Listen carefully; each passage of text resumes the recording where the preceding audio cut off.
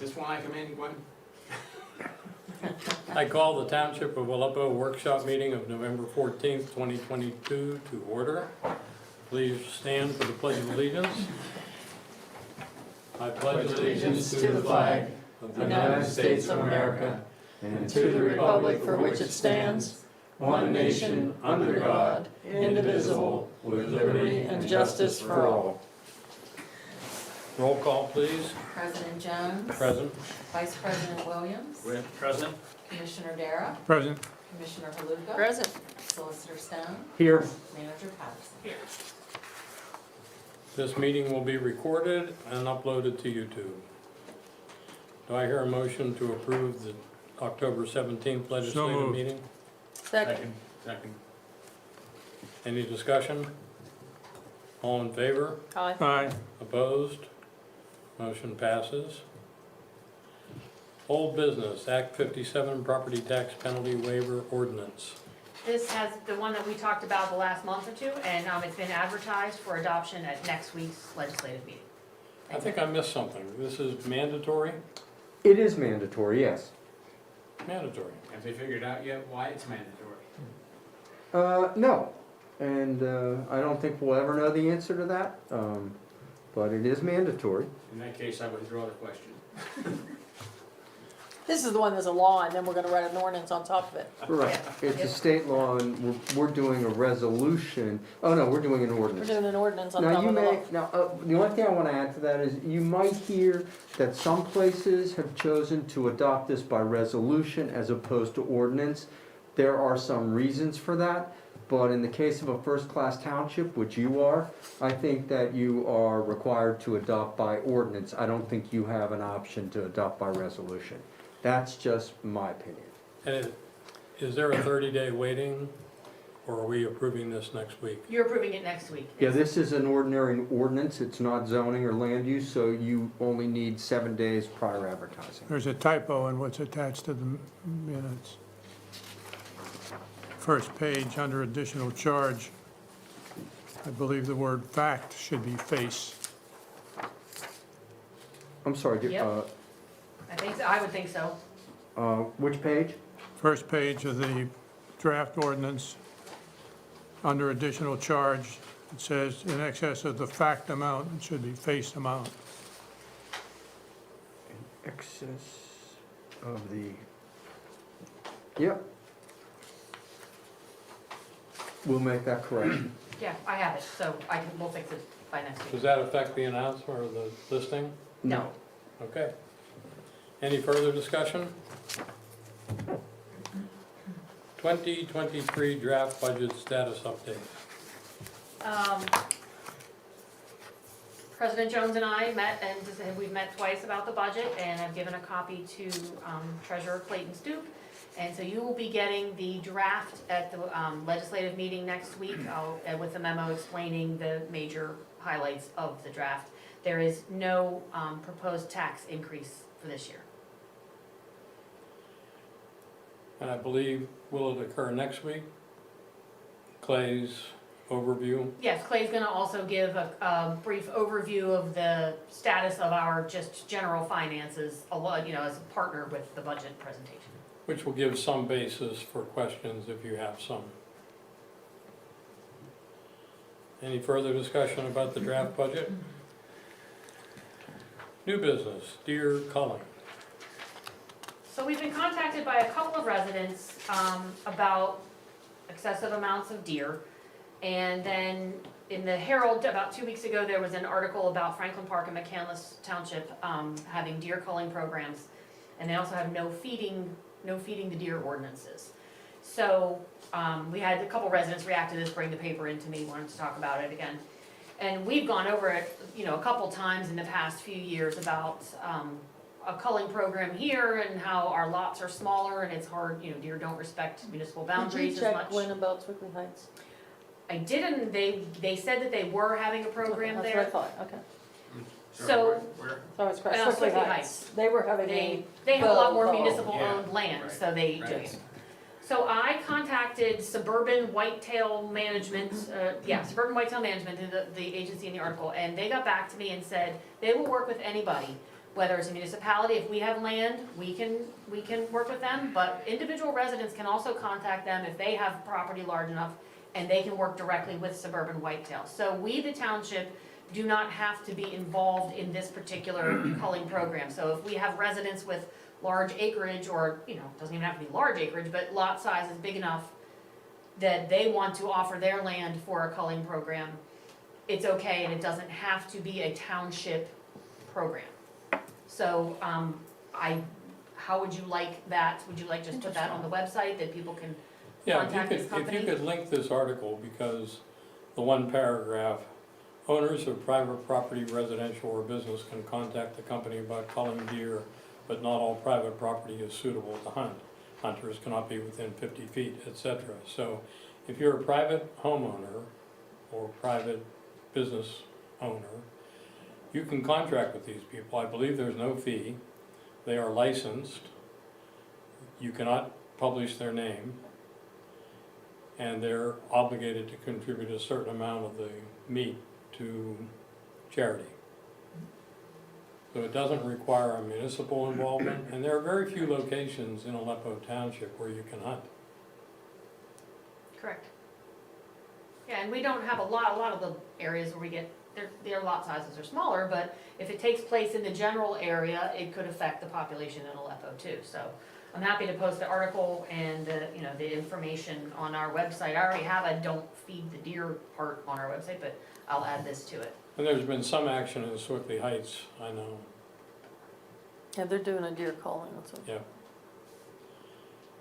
And how about the no feeding ordinance? Both McCandless and Franklin Park have ordinances that do not allow feeding of deer. So the feeding deer, they prohibit it, both of those. And I got samples in your packet, you have it in your packet, of both municipalities don't feed the deer ordinances. They're very short. So they're very simple. I didn't know if you wanted us to pursue, getting a formal ordinance draft of no feeding them, or, So I can add, Anna Jewert, my associate who's been coming to the meetings, drafted both of those because we represent both McCandless and, as fate would have it, and Franklin Park. We have a deer feeder down in Glen Osborne who people are complaining about. So I've looked into this, and I feel that if you have someone who is constantly feeding, habitually feeding the deer, you have a nuisance ordinance. You can cite that person and you can take them to the magistrate, and the magistrate, I'm sure, will give them a lecture about why it's not a good idea to feed the deer. That said, if you want something more specific and more particular, either one of these ordinances would be excellent. They'd be fine. The big difference between the two is that in the way I understand it, that in McCandless, there were people who had bird feeders and who had other things that were actually there for birds or for other reasons, and they wanted to make it clear because people wanted to be protected. They didn't want to be cited if a deer The deer came ate and the bird ate from the feeder. bird feeder. Frankly, I think Gwen and I talked about it. I think that's kind of silly. I think, if somebody's feeding deer, let them explain to the magistrate why they weren't really feeding the deer. They were just feeding birds, and the deer happened to come in and grab it. Wouldn't hurt if that happens to encourage them to find a different way to feed the birds. Right. So I think if you're going to go to the trouble of an ordinance, which isn't, like Glenn said, it's a couple paragraphs long. It's not land use or zoning, so you could do it on a 7-day notice. I think the more interesting part is with all of these is going to be enforcement. And that's what we have in Osborne. The question is, do you really want to take residents to the magistrate? And if it's a serious enough violation, and if it's habitual, then I think you would, because it can be a health and safety problem. Any thoughts? I think you'd have to make that decision before you consider the ordinance. I think we would have to have a serious discussion on whether we would be willing to take residents to the magistrate over feeding deer before we talked about an ordinance and then decided that this one's not bad enough to do it, or this one's bad enough to do it, or this one, I think we'd have to know Yeah, ahead of time. the other what we're problem, gonna do. not a problem, but the other consideration along those lines, Commissioner, is, you know, right now, you know, if somebody complains, you know, you can act based on that complaint. If you actually pass an ordinance and somebody complains, you're gonna be able to say, yes, we have an ordinance, and then the next thing is, why aren't you enforcing it? Yes. There's deer all over the place, why aren't you enforcing your ordinance? And I think that that's something you need to And anticipate. did I hear you correctly, that if it's a significant abuse, it would be enforceable under other aspects of the county regs? Yeah, I think I think the key is, Well, you can write the ordinance in such a way that not putting a burden on the township per se to go out and enforce against people who are feeding on their property. You can make it clear that a citizen of Aleppo Township can file a complaint or bring a complaint to the township. Well, at least one of those that I read calls for a notice and an opportunity to correct before Yes. there's any sort of yes, enforcement. yes. So it seems to me if you have that situation, I mean, the deer do a lot of destruction. Driving over tonight, going past one of my neighbor's driveway was a 4-point buck standing right there. I believe he came up from my house. Well, I think it's He worth was some just eating my pumpkins. consideration. Yeah, I agree. And Commissioner Dara is absolutely right. I think they both allow for, there's a notice that goes first. The resident or the violator has the right to cure that or to stop or cease and desist from the Right. offending conduct. So, yeah, I mean, there are some safeguards built in. The nuisance reg would cover, Well, the nuisance isn't a reg. You have it's in your code. And the key to the nuisance is like, it has to be something that's ongoing. So a single incident probably wouldn't give rise to a nuisance, but the classic example is dogs bark. When dogs were barking in the middle of the night all night long, if it went on long enough, the magistrates considered that a nuisance, and the dog owner could be cited because it was all night long. So it has to be a course of conduct as opposed to a single or isolated incident. but I think an isolated or single incident probably wouldn't be enforced under an ordinance. Under a nuisance, no, it wouldn't. No, I don't And I think think it It would. wouldn't other be problem enforced is under a trying to- deer ordinance. Nuisance is broadly defined, but if you got into an enforcement situation, the property owner's gonna argue, well, that's not really a nuisance by most Okay. people's understanding, and you're just being hard-nosed about it. If you have an ordinance like we're talking about that says there should be no feeding of deer, you don't have to worry about whether it constitutes a nuisance or not. Yeah, I agree, and I think it makes a lot of sense, and if you're gonna do either one of those, I would recommend the Franklin Park ordinance. I think it's more User-friendly. geared to what you're doing. Okay, so we have both ordinances in our packet. Let's review those, discuss this again next week. Okay. Can we go back to the Act 57? It's unclear to me how many times you can apply for the waiver, or how many years you could qualify for the waiver. One One. time. It doesn't say, I don't see anything that says it only applies to year one. What if you didn't get it in the first year and you didn't get it in the second year? Do you get 2 passes? I have not looked at that specifically, but my understanding was it's only for the tax in your first year of occupancy. So the first year that you occupy, that's the year that you're entitled to claim you weren't properly I notified. think that's the only time that you can Within claim it. 12 months of a qualifying event. On Well, the page- qualifying Qualifying events, Would be event's the date of the occupancy, yeah. transfer of ownership. Right. right. That's not necessarily first-time occupant.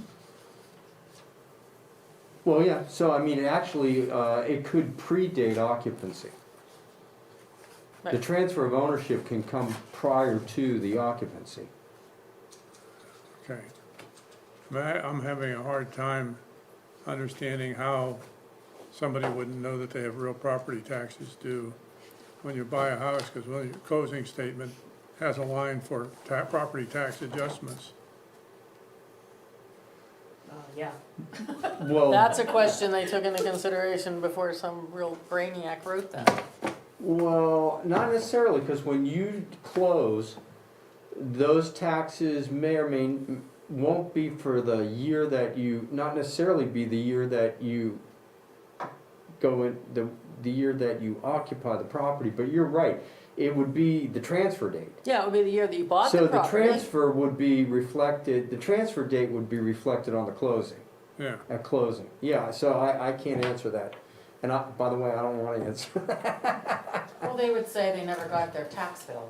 But they closed their house, is what they Right, would but the say. next cycle, Well, they would say, I didn't get my tax bill, that's why I If you didn't got it, pay. if your Right. taxes showed up on your closing statement, why wouldn't you have an obligation, even pay if you them. didn't get your tax bill, to come to the taxing authority and say, why'd you miss me? Well, I guess they don't expect people to do that. They expect to receive it in the mail and say, oh, I have to pay my taxes. I'm gonna I make a think this is protest vote. designed to be user-friendly. Could you investigate that a little I don't know further if Yeah, that'll work with my sure. car thing. and come back with an answer to For next Commissioner week. Dara's question? I will do that. I will be happy to. But Dan's right, nobody has come to me with my car payment. I just kind of automatically know I owe a car payment. Okay, any further discussion on Act 57? No, Subdivision and Land Development Ordinance Revision Proposal. So in your packet, you have a proposal from HRG, our engineering firm, and their planning division. Last year, over 2 years, we completed the zoning ordinance rewrite. And now we have a subdivision and land development ordinance, which governs large developments, commercial things like that. Zoning is what you can do with your land, subdivision and land development is how you can chop it up and how you can develop it. And so our subdivision ordinance is much older than the zoning ordinance was. It's from the 90s. And so it's time to revise this. It's not that I'm looking forward to another year long revision process, but I think this one's a simpler ordinance, so the process should be a little smoother. So this is the proposal for HRG to do the work to revise that ordinance. And I believe we included it in the budget. We did include it in the budget for 2023. So we could remove it if you think it's not necessary. It's in the budget if you think we should proceed. And if you think we should proceed, then I'll put it on the agenda for a vote next week to approve the agreement. What's the standard update time? Same Do as people do zoning. them 10 years, 20 years? 10 8 to 10 10. to 20, Okay, yeah, so we're there. we're due, Okay, we're definitely We're due, there, okay. definitely due. Any additional discussion? Public Works Department job opening.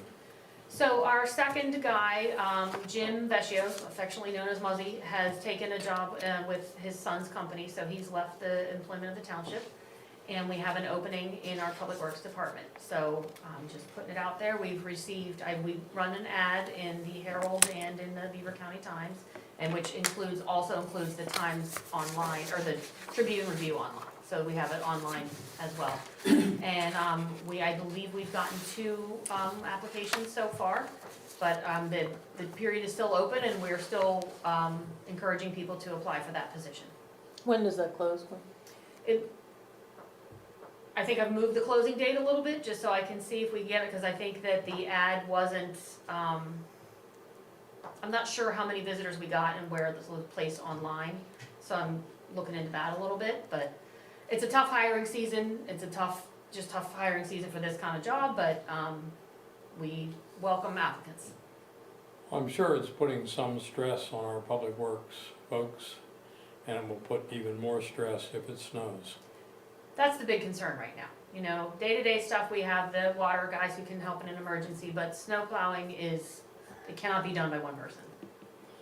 Do we have a backup plan if we can't find an appropriate person before it snows? We have some people who have offered to help in the past, but they are not as guaranteed available as an employee is. I think we should revisit that. I think we should revisit that backup plan. Just contact the people that had offered to help before. Oh, yeah, we have. Good. Has the employee already left? He has already left, yes. Yep.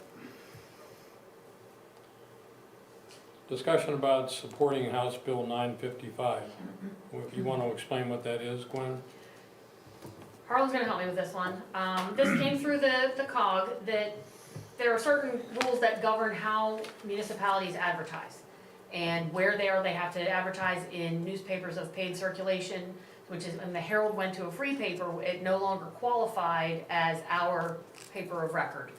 And then what also prompted this was the Citizen, which serves the other half of the COG at the Emsworth and Avalon areas, is ceasing to publish. And so that's gonna leave everyone now with the much more expensive advertising in the Post-Gazette and things like that. And there's a significant price difference. And we have to advertise all of our ordinances, meetings, anything interesting or unique that we need to let people know about, we have to run an ad for. So they're asking us to contact our state representatives and senators to encourage support for a bill that would allow our website to be a legal place to legally run our ads as Is well. there any legal downside? Zero. It's the newspaper 2022. lobby for years was, just by way of history, well, I mean, this is something that the municipalities have been trying to get. But the newspaper lobby for years was strong enough to hold that off. Now, during COVID, during the pandemic, there was a temporary act which said you could advertise on your website and it turned out that it was very effective. Residents indicated that they had a very good experience and they were notified quickly. It reduced the cost and the expense of advertising to the municipalities by a lot of money. And so, you know, the big advantages are it's more efficient, it's less expensive, and more people get the notice. It's more effective. So there's really, now the bill that we're talking about was introduced in 2021. It died in the committee. It never made it out. So what this request is, it's a letter that the COG wants to send and wants us to support to our representative, asking them to reintroduce that bill for the reasons that I just gave. And I see zero downside. Is there a standard form letter? What are they asking for, Gwen? It looked to Just me. so I could just kind of work from They'll this. probably give us the letter they want us to sign on to. Yeah, it Or sounds like the COG wants Just work support from the to COG their letter letter. and modify it for ours. But if you read the letter from October 25th that's attached to your minutes, Yep. you'll see that what I just said, I mean, I can't think of any legal impediment, and if anything, there's only an upside. Yeah, I would think more people would see it. We already put our notices as just a general practice on our website under a section called public notices. So we already put them there anyway because we know that that's gonna reach some people more than a paper might. So it wouldn't change our practice at all to continue to do that. Commissioner Dara? I fully support the idea. So do I. Absolutely. Why don't you prepare a draft letter? Yep. I'll We'll put vote it, on it next week. It makes sense. it does. Completely. All right, have we received any citizen participation by mail, by email? The citizen participation I received this week was about the deer The culling. deer. Yeah. Is an executive session required? Not that I am aware of. Meeting adjourned.